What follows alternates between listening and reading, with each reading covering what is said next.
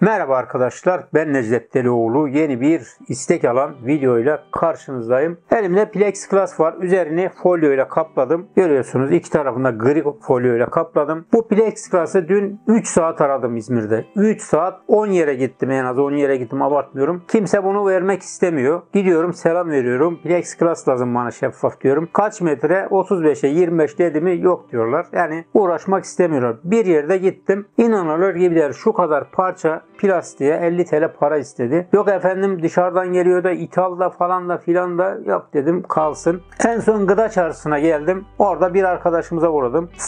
Gene reklam. Allah razı olsun. Plexiglas lazım dedi. Kaç metre dedi o da. 35'e 25. Tamam dedi, kesip vereyim. Bunu şeyle kesecekti arkadaşlar. Lazerle kesecekti. Usta dedi 5 dakika otur dedi. Yukarıda makinemiz meşgul. Lazerle sana kesip vereyim. Yok dedim, ben el işi yapacağım için şöyle 4 köşeli kes ver. Ben bunu sonuçta bir kendin yap videosu yapacağım. Uçlarını falan kendim keseceğim dedim. O şekilde tamam dedi. Kesti, verdi. 1 metre folyo ile birlikte şu plexiglas'a ben 20 TL para verdim. Kendisine teşekkür ediyorum. Yani parası önemli değil bir yerde. En azından bizimle ilgilendi. Buraya kadarını yaptık. Plexiglas'ımızı biçimlendirdik. Folyosunu çektik ve kameramızı masamıza doğru alalım. LED'lerini nasıl takacağız? Bu dekotoyu nasıl yerleştireceğiz? Bu soketi buraya nasıl takacağız? İzleyelim ve görelim arkadaşlar.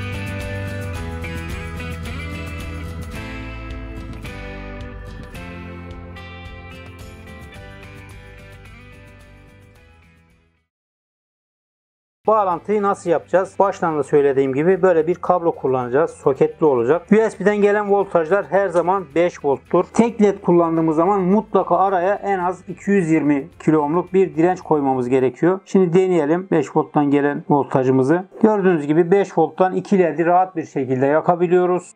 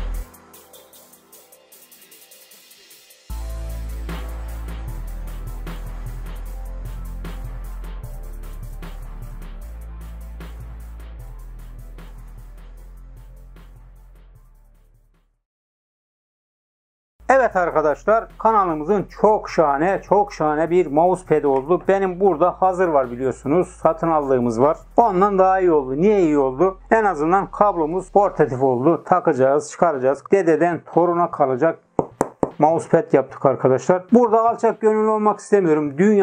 Dünyada diyorum bak. Türkiye YouTube'da değil. Varsa bundan daha güzeli, eyvallah arkadaşlar. Ayna söyle bana. Var mı benden daha güzeli bu dünyada ya? Söylesene. Bu güzel aynadan da daha güzeli yok dünyada. Daha güzeli yapılana kadar YouTube'daki en güzel elde yapılmış RGB mousepad'i, alt kısımlarına da kavucuk şöyle ayaklar yapıştırdım. Hiç kaymıyor arkadaşlar. Aynen böyle yapışıp kalıyor. Mouse böyle üzerinde arkadaşlar gerçekten böyle buzda dans eder gibi bir hareket yapıyor. Çok rahat oldu.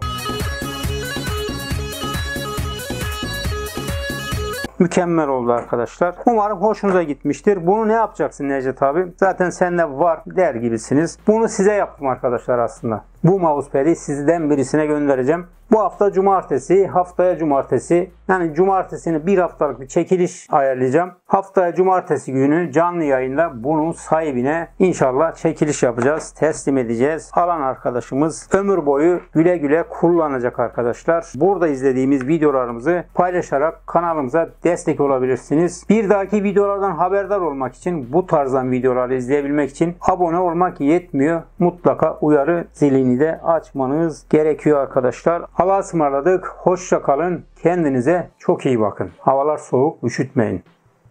Eyvallah arkadaşlar. Görüşmek üzere.